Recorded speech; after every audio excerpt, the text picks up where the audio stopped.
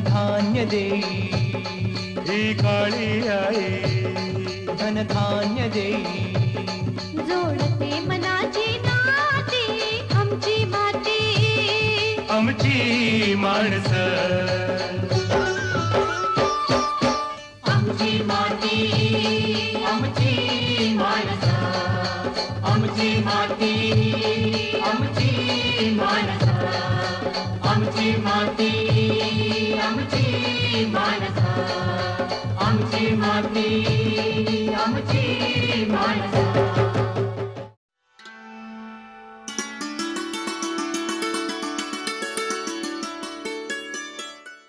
नमस्कार. आमची माती आमची माणसं या कार्यक्रमात आपल्या सर्वांचं मनापासून स्वागत आहे. मंडळी, भारतासारख्या कृषीप्रधान देशामध्ये शेती आणि शेतकरी यांना प्राधान्य देत स्वातंत्र्यप्राप्तीनंतर कृषी विभाग आणि त्याच्याशी संलग्न अशी मंडळं यांची स्थापना करण्यात आली. त्याद्वारे शेती, शेतकरी आणि त्यांचे उद्योगधंदे त्याचप्रमाणे त्यातून रोजगारांना चालना देण्याचा प्रयत्न केला गेला. यासाठी आजही आपण एका मंडळाची माहिती करून घेणार आहोत आणि त्यासाठी आज आपण चर्चा करणार आहोत महाराष्ट्र पशुधन विकास मंडळ, पशुधन विकासाचा महामार्ग या विषयावरती. आणि यावर अधिक माहिती देण्यासाठी आज आपल्या सोबत आहेत डॉक्टर धनंजय परकाळे.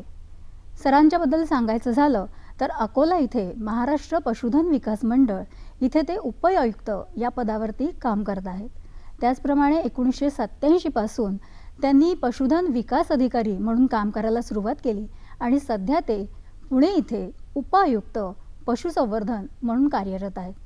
त्याचप्रमाणे शासकीय, निमशासकीय अशा संस्था, शेतकरी यांच्याशी सुद्धा संलग्न असं त्यांचं कार्य चालू आहे. तर आपण आज सरांशी बोलणार आहोत. सर नमस्कार. तुमचं आमची माती आमची माणसं या कार्यक्रमात मनापासून स्वागत आहे.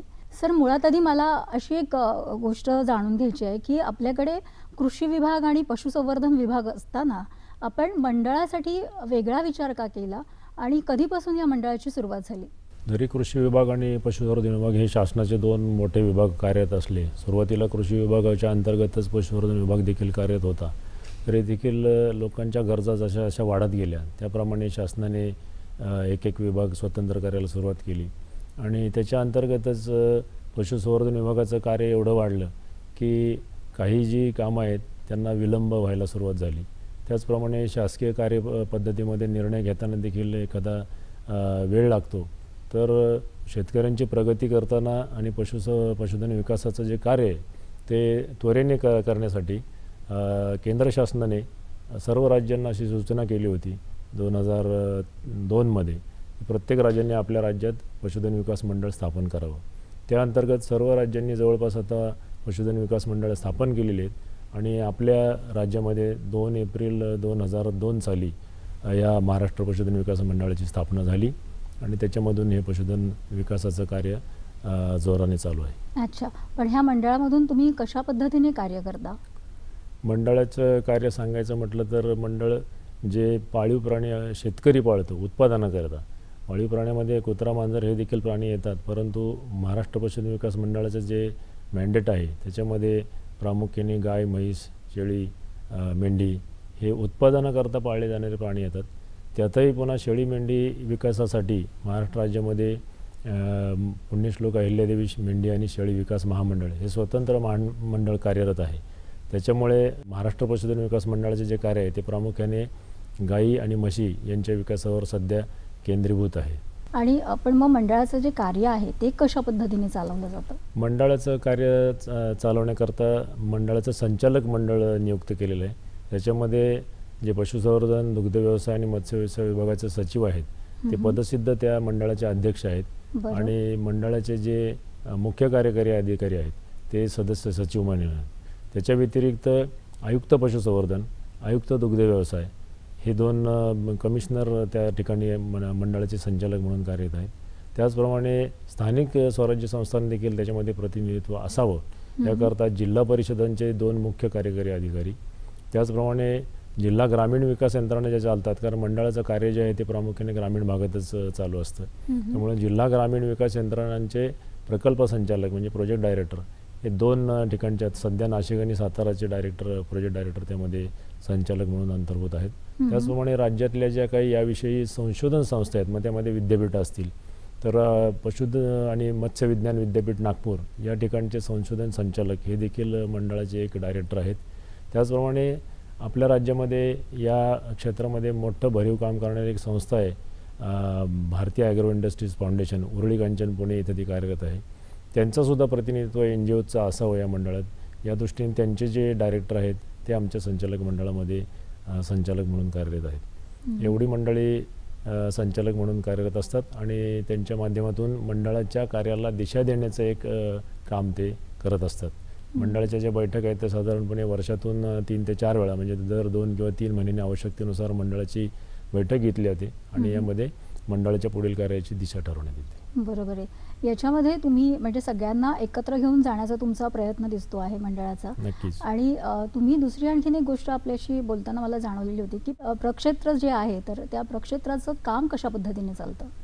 मंडळाच्या अंतर्गत जे काही गव्हर्नमेंटचे फार्म्स होते, कॅटल आणि बफेलो ब्रीडिंग फार्म, ते सगळे आता मंडळाकडे हस्तांतरित झालेले आहेत. त्याच्यामध्ये सध्या आमच्याकडं 7 फार्म्स आहेत. त्याच्यानंतर 3 ठिकाणी आमच्या गोठीत वीर्य प्रयोगशाळा म्हणजे फ्रोझन सिमेन लॅबोरेटरीज आहेत आणि 2 ठिकाणी आमची पुणे आणि औरंगाबादला काफ रेअरिंग सेंटर म्हणजे जी काही नर वासरं असतात त्यांचं संगोपन करण्याकरता वासरांचे संगोपन केंद्र आहेत. एवढं इन्फ्रास्ट्रक्चर मंडळाकडं शासनाने हस्तांतरित केलेलं आहे. आता ही प्रक्षेत्र जी आपण म्हणालात ती 7 ठिकाणी आमचे कार्यरत आहेत. त्या प्रक्षेत्रांमध्ये प्रामुख्याने ही जे नर वासरं आहेत त्यांची उत्पादन करण्याकरता त्या ज्या गायी आहेत त्या आमच्याकडे ठेवलेल्या असतात आणि 7 ठिकाणी ठेवण्याचं कारण एवढंच आहे की राज्यामध्ये आपल्याकडे स्थानिक देशी ज्या जाती आहेत गायीच्या, त्या 5 जाती आहेत. त्यामध्ये डांगी आहे, देवणी आहे, लाल कांदारी आहे, खिलार आहे आणि गवळाव आहे. त्या जाती राज्याच्या वेगवेगळ्या भागात आढळून येतात. त्याचप्रमाणे म्हशींच्या 2 जाती आपल्याकडे आहेत, नागपुरी एक आहे आणि पंढरपुरी आहे. तर ह्या सुद्धा जाती त्या ठिकाणी विकसित झाल्या आणि ह्या जातींच्या संवर्धनाला चालना देण्याकरता ह्या सगळ्या जातींचे आपल्याकडे फार्म्स ठेवलेले आहेत शासनाने आणि ते मंडळ चालवतं. तर ही प्रक्षेत्र प्रामुख्याने ह्या गायी किंवा म्हशी तिथं पाळल्या जातात. त्यासुद्धा ज्यांचे दूध देण्याची क्षमता अतिउच्च असते अशा प्रकारच्या चांगल्या गायी तिथं पाळल्या जातात आणि त्यांची जी नर वासरं त्यांना होतात, ज्या कालवडी होतात त्या शेतकऱ्यांना वाटल्या जातात आणि नर वासरं होतात त्यांचा वापर आपण पुढच्या पिढीकरता ब्रीडिंग बुल्स किंवा वळू म्हणून आपण तिथं करतो. बरोबर आहे. आता तुम्ही वळूंचा उल्लेख केलात म्हणून विचारते की कोणत्या पद्धतीचे वळूंची निर्मिती या प्रक्षेत्रातनं केली जाते?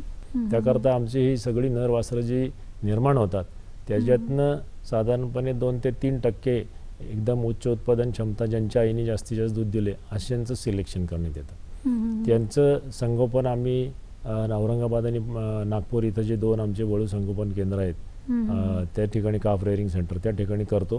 त्या ठिकाणी त्यांच्या विविध चाचण्या घेतल्या जातात ज्याच्यामध्ये प्रामुख्याने त्यांच्यामध्ये अनुवांशिक दोष नाही त्याची खात्री केली जाते. त्यांना कॉन्टेजियस डिसीजेस जे की ह्याच्यातनं ट्रान्समिट होऊ शकतात सेक्शुअली ट्रान्समिटेड डिसीजमध्ये ते नाही त्याची खात्री केली जाते टेस्टिंग करून आणि केवळ अशाच नरवासरांचं संगोपन तिथं केलं जातं. बरोबर आहे. तर ही नरवासरं तुम्ही पुन्हा एकदा त्याची वीर्यमात्रा उत्पादनाकरता वापरता का?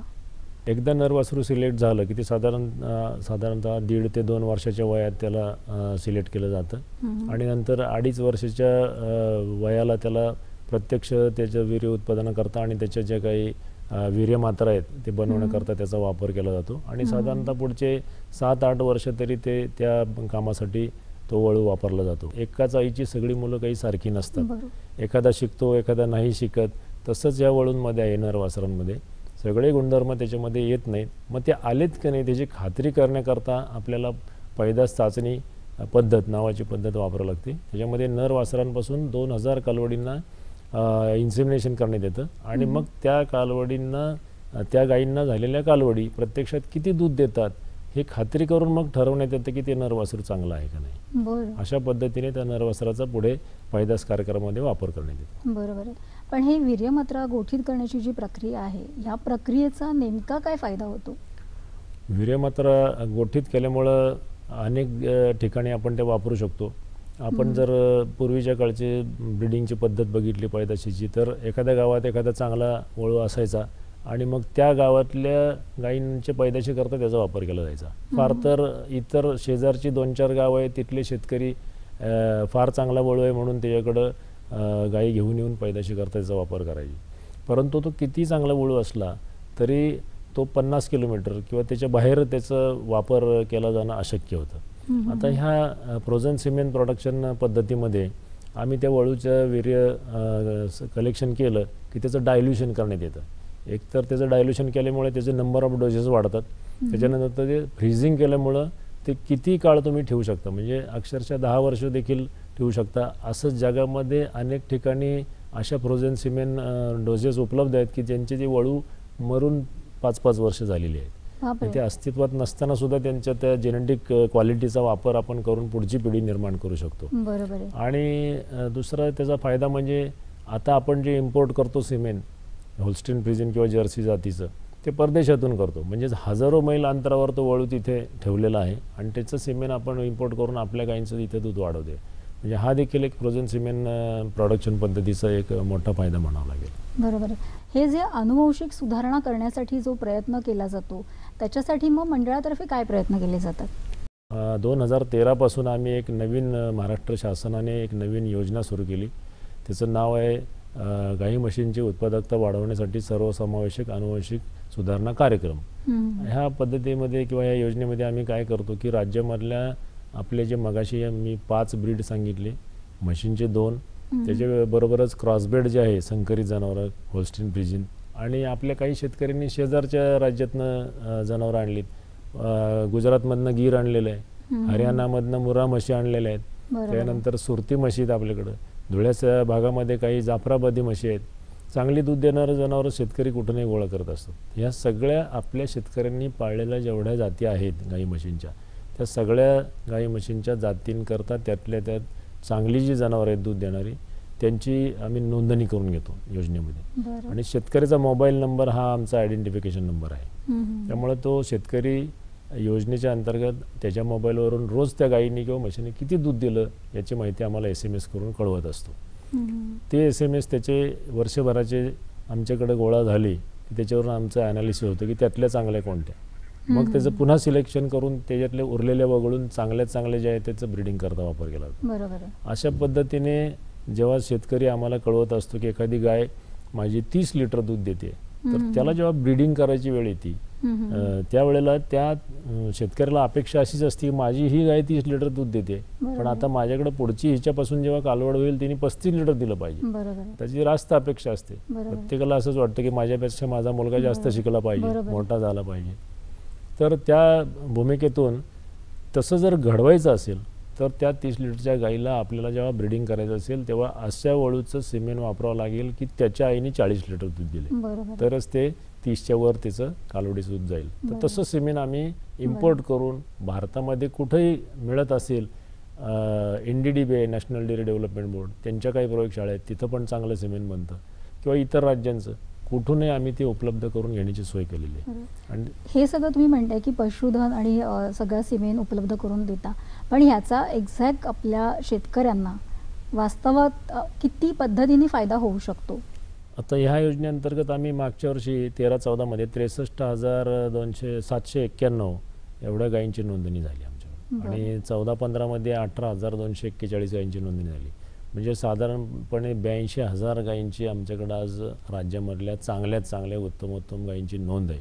या गायींना इम्पोर्टेड सिमेंट, भारतातलं सर्वोत्कृष्ट सिमेंट याच्याद्वारे आम्ही इन्सेमिनेशन केली आणि आता त्याच्या कालवडी पण जन्मलेल्या आहेत. आता त्या कालवडी आम्ही खात्रीशीररित्या सांगू शकतो की त्या कालवडी तिच्या आईपेक्षा जास्तच दूध देतील, असं सायंटिफिकलीच आपण त्याला प्रूव्ह केलेलं आहे. त्यामुळे आपण खात्रीशीररित्या त्या शेतकऱ्याला गॅरंटी देऊ शकतो जर त्याचं व्यवस्थापन आणि फिडिंग चांगलं असेल तर.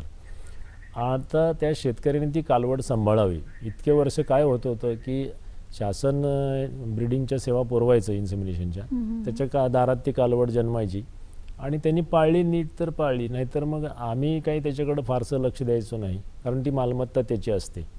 पण आता आम्ही शासनाने सुद्धा आणि मंडळाने सुद्धा त्याच्यामध्ये गुंतवणूक केलेली असं म्हणायला हरकत नाही, कारण जे सिमेंट इम्पोर्ट केलं त्याच्याकरता 500-500 रुपये आम्ही एका स्ट्रॉला मोजलेले आहेत. म्हणजे आमची त्यात गुंतवणूक झालेली आहे. आता आम्हाला पण त्या कालवडीमध्ये इंटरेस्ट आहे. किती राष्ट्रीय मालमत्ता आहे, त्याची जशी शेतकऱ्याची प्रगती व्हायला पाहिजे तशी राज्याची, राष्ट्राची, सगळ्यांची व्हायला पाहिजे. तर त्याकरता त्या शेतकऱ्यांनी ती गाय कालवड नीट पाळावी म्हणून त्याला 5,000 रुपये आपण त्याच्या अकाउंटवर कॅश सबसिडी जमा करतो 6 महिन्यानंतर. 6 महिने तो नीट पाळतोय खात्री करून. आणि लवकरच असा त्या शेतकऱ्यांना मागच्या वर्षी ज्या कालवडी जन्मल्या त्या शेतकऱ्यांना हे 5,000 रुपये प्रोत्साहनपर देण्याचा जो कार्यक्रम आहे तो जाहीर कार्यक्रमसुद्धा आम्ही लवकरच घेणार आहोत. अरे वा. पण हे सगळं आपण म्हणतोय सर, पण आज आपण बघतोय की एकीकडे अवर्षण आहे किंवा दुष्काळ पडतो आहे आणि हे सगळं होत असताना रोजगाराच्या संधी लोकांना उपलब्ध नाही आहेत. अशा वेळेला हे पशुधनाचं संवर्धन करून आपण कशा पद्धतीने अधिकाधिक रोजगार मिळवू शकतो किंवा शेतकऱ्यांना काय फायदा होईल या योजनांमधून, आर्थिक फायदा? मंडळ स्थापन झाल्यापासून नेहमीच असा विचार करण्यात आला की आपल्या राज्याचे जे स्रोत आहेत, पाण्याचा स्रोत असेल किंवा जमीन उपलब्ध असेल चाऱ्यासाठी, ती आपल्याकडे इतर राज्यांच्या तुलनेत म्हणजे उत्तरेकडचे जे राज्य आहेत त्यांच्या तुलनेमध्ये आपल्याकडं जरा साधनसंपत्ती कमी आहे. राज्याचं जर एकूण सिंचन पाहिलं तर 17-18%, फार झालं तर 19% सिंचन उपलब्ध असलेले एरिया आपल्याकडं आहे. त्याच्यामुळं ज्यांच्याकडं सिंचन आहे तो शेतकरी नेहमी प्रयत्न काय करतो की कॅश क्रॉप घ्यावा. आता त्याचं त्याच्या भूमिकेतून बरोबरच असतं. हा जो धंदा आहे पशुपालनाचा किंवा दुग्ध व्यवसाय तो जोडधंदा म्हणून सुरुवातीला आपण केला शेतकऱ्यांनी. पण आता त्यातनं काही शेतकऱ्यांनी चांगली जनावरं पाळली, त्यांना जेव्हा चांगलं दूध मिळायला लागलं तेव्हा तो मुख्य धंदा म्हणून सुद्धा त्यांनी अंगीकारलेला आहे. त्याच्यातनं रोजगार निर्मिती निश्चितच झालेली आहे. आता त्याच्या पुढे जाऊन ऑर्गनाइज्ड डेअरीज म्हणजे पाश्चात्य देशांमध्ये जसं चालतं की एका ठिकाणी मोठ्या प्रमाणात जनावरं ठेवायची आणि त्याला मॅनेजमेंट सिस्टीम्स, मॅनेजर स्पेशलाइज्ड हे सगळं एम्प्लॉय करून त्याचं जास्तीत जास्त त्यातनं फायदा कसा काढता येईल याचा विचार करायचा. तर परदेशात मध्ये आता जी सर्वात मोठी डेअरी आहे जगामध्ये ती टेक्सासला आहे. ती 32,000 गायी एका ठिकाणी पाळल्या जातात. पण आपल्या राज्यात जरी सांगायचं झालं तर मंचरला एक फार्म आहे, त्यांच्याकडे 3,500 गायी आहेत. बारामती इथं एक 6,000 गायींचा फार्म निघाला होता.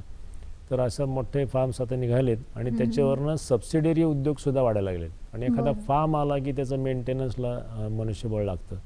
त्याच्यानंतर त्याचं मिल्क कलेक्शन रोजगार निर्मिती आपोआप मोठ्या प्रमाणात व्हायला लागते.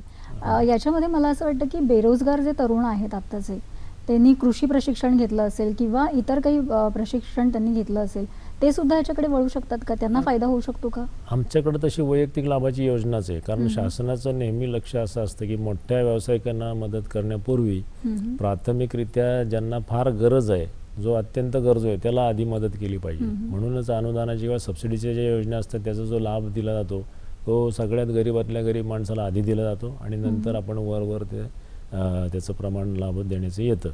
तर त्यामुळं वैयक्तिक लाभाची आमच्याकडे जी योजना आहे त्यामध्ये एका शेतकऱ्याला 6 संकरित गायी किंवा दुधाळू जातीच्या म्हशी देण्याची आमची योजना आहे. त्याच्यामध्ये 3,35,000 रुपयाचं युनिट, मग युनिटमध्ये 6 गायी 40,000 रुपये आमची ॲव्हरेज किंमत आहे गायीची. 2,40,000 रुपयाच्या गायी, त्याचा गोठा, त्या गायींचा विमा आणि त्या गायींना काही औषधं करता थोडे पैसे, असं त्या ह्याचं स्वरूप आहे. एक चारा कटाई, चाफ कटर, कडबाकुट्टी यंत्रसुद्धा त्यामध्ये पुरवलं जातं.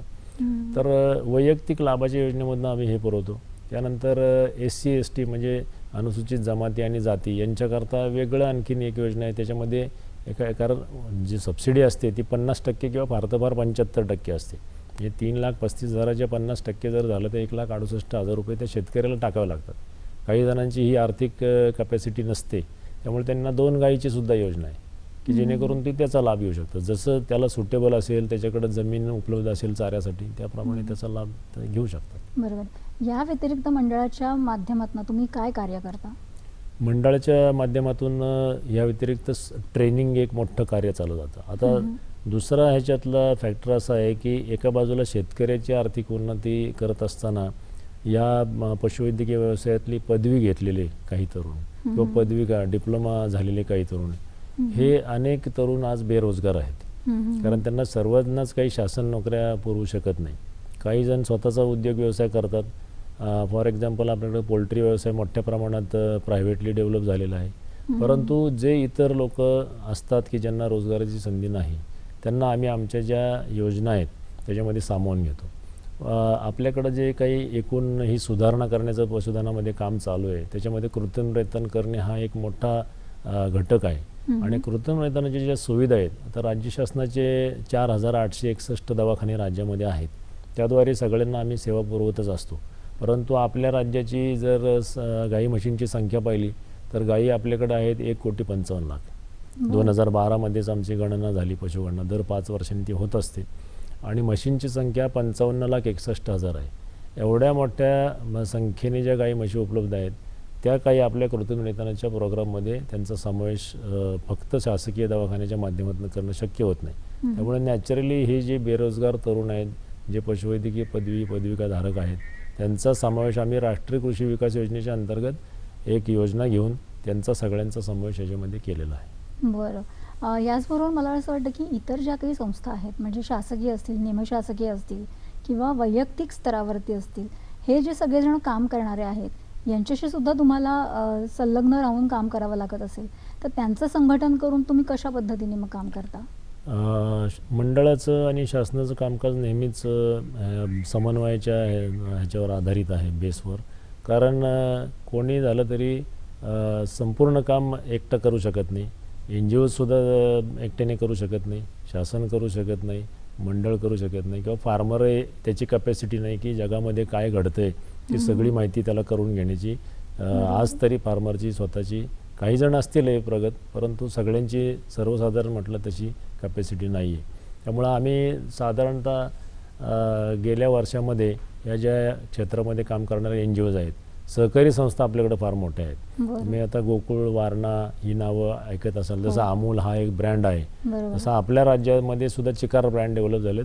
त्यातल्या त्यात मोठे म्हणले तर गोकुळ आणि वारणा श्रीखंड आहे. चितळींचं प्रायव्हेट म्हणून तुम्ही नाव या व्यवसायामध्ये ऐकता.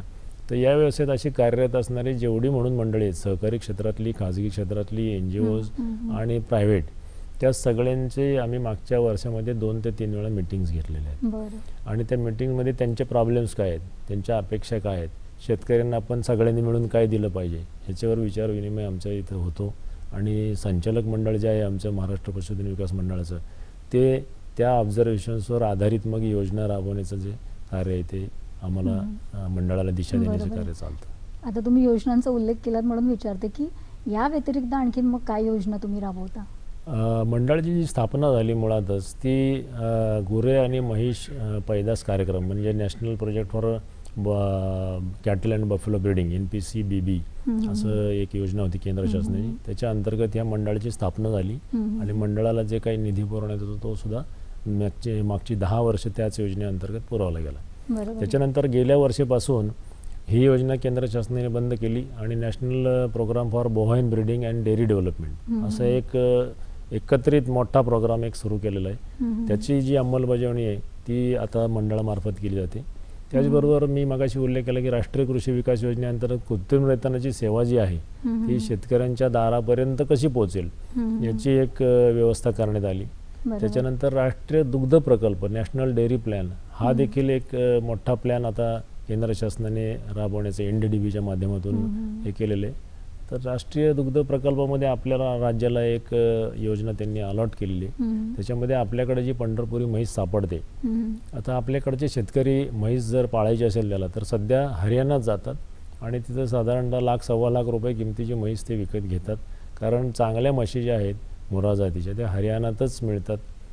तिथल्या शेतकऱ्यांनी ते डेव्हलप केलेलं आहे, कालवडी पाळून त्याची चांगली म्हैस तयार करायची. तसंच आपली जी पंढरपुरी जात आहे ती सुद्धा विकसित व्हावी, चांगल्या दूध देण्याची तिची क्षमता आहे ती शेतकऱ्यांना उपयोगी पडावी या उद्देशातनं राष्ट्रीय दुग्ध प्रकल्पाच्या अंतर्गत आपण पंढरपुरी म्हशीचा संवर्धनाचा एक कार्यक्रम हाती घेतला आहे.